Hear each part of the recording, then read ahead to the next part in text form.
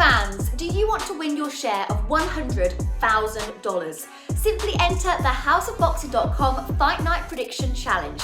Compete with boxing fans around the world. Simply head over to houseofboxing.com and sign up now. This is Charlie Parsons for House of Boxing. I'm delighted to be joined here with Mr. Paul Bamba. Paul, we first crossed paths in Dubai for a crazy week where you were meant to fight Tommy Fury. This week he's the main event against KSI. How are you, my man? I'm doing great. Thanks for having me, man. Always good to see you. Always good to see you, bro. Let's go straight into it. Top of the bill, KSI versus Tommy Fury. You were meant to fight him. Just firstly, I know we discussed it yesterday, but on the Netflix episode it came out and it wasn't quite how you said things were. Were you disappointed by how they portrayed what happened there? Yeah, I think for the most part, the footage that they used was when I signed my likeness away to Global Titans, I'm assuming. And they're in breach of contract, so I'm just curious how a company like Netflix is using my image without my permission, especially not allowing me to speak my own piece. There's plenty of footage that shows that maybe Tommy didn't know about it, but there was in fact two different weights. Global Titans isn't the best promotion that does due diligence and all that. So it's a bit upsetting. But you know, at the end of the day, I'm starting to learn popularity wins. So I guess if you're popular, Netflix will just help you wipe stuff under the table and promote bullshit.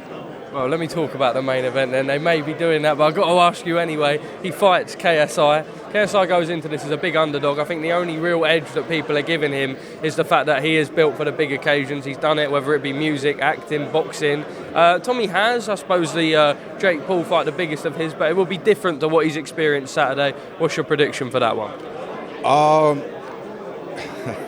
I feel two different ways about it. I think KSI could get it done early because he's awkward and explosive. I don't think Tommy knocks him out at all, but I think Tommy will beat him on points ultimately. But I think if KSI can go in there like Daniel Jacobs did against Peter Quillen, he might surprise everybody. It could work out. What did you make of John Fury throwing the bottle at KSI's head and then KSI spitting at him? We know with John you're always going to get entertainment, right? True. John's a great guy. He keeps everybody on edge at all times, so it's definitely that. I think there's always good banter with John. He knows how to keep things lively, to say the least. Co-main event, Logan Paul versus Dillon Danis. A very strange one in the build-up. A lot of trolling, a lot of back and forth. What do you make of it?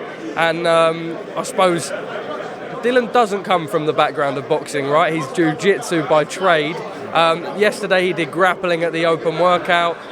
Does he show up, and how does that fight go? Dillon's definitely going to show up. Dillon, a lot of people don't know this, but Dillon's a really hard worker. Dillon stays in the gym whether he's injured or not, so that's much respect to him for that. I got Dillon winning, and yeah, he's going to show up. Of course. Your man, your charge, Chase DeMoor. He fights Tempo Arts. An interesting press conference. Tempo is never going to speak, he's never going to give it large, but he's certainly shown at the workout that he can throw some hands. There's a bit of an argument or a question going on about has he been training for the right amount of rounds, the right amount of time. You believe your man is the one who's going to take that heavyweight title home on Saturday? 100%. I think everybody's going to be very surprised about the amount of work that Chase has actually put into anything on top of discipline. He's an athlete. He's a professional athlete before boxing, so he already has that discipline. We spent a crazy week with Alan Belcher in Mississippi. We were doing some really hard stuff, hard sparring. Chase has gotten a lot better, so it's not a matter of when he's going to win, but more so how he's going to win. Well, Paul, it's always a pleasure to pick your brains. Just two more for me, Slim and Salt Papi. It's an exciting one. Slim likes a good build-up, right? Salt Papi, you're never going to have the back and forth. You're never going to have the animosity. But he can still get up for it. He's lost a lot of weight. What do you think? That's hard. I'm from Brooklyn, so I'm going to go with Slim, New York.